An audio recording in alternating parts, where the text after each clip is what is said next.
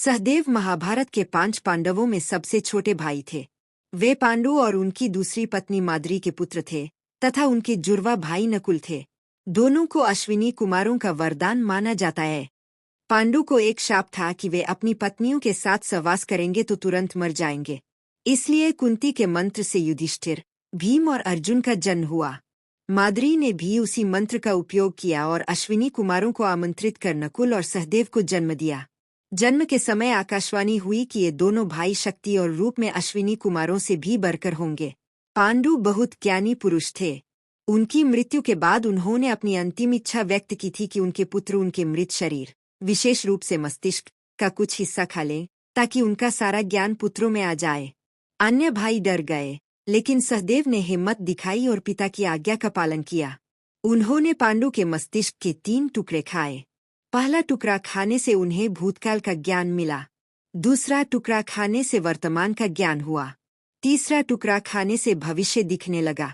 इस प्रकार सहदेव त्रिकालदर्शी बन गए। वे पांडवों में सबसे बुद्धिमान और ज्योतिष शास्त्र में निपुण थे। सहदेव को महाभारत युद्ध से पहले ही सब कुछ पता चल गया था। द्रौपदी का चिरहरण, कौरवों का छल, युद्ध का परिणाम आदि। श्री कृष्ण को डर था कि कहीं सहदेव यह सब किसी को बता दें और भविष्य का प्रवार बदल जाए। इसलिए श्री कृष्ण ने सहदेव को श्राप दिया, तुम जो जानते हो उसे अपने तक ही रखोगे। यदि तुम अपनी मर्जी से भविष्य की किसी घटना के बारे में किसी को एक शब्द भी बताओगे तो उसी क्षण तुम्हारी मृत्यु हो जाएगी। इसी वजह से सहदेव सब कुछ जानते हुए भी चुप रहे। वे युधिष्ठिर के सलाहकार थे और अक्सर चुपचाप सही सलाह देते थे। राजस्वमेध यज्ञ में उन्होंने दक्षिण दिशा के राजाओं को जीतकर युधिष्ठिर की सहायता की। चिरहरण के बाद उन्होंने शकुनी को मारने की प्रतिज्ञा की।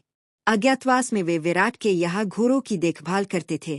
कुरुक्षेत्र युद्ध में वे बहादुर योद्धा थे। उन्होंने शकुनी समेत कई योद्धाओं का वध किया। युद्ध के अंतिम दिन उन्होंने शकुनी को मार डाला। वे तलवारबाजी और ज्योतिष में निपुण थे।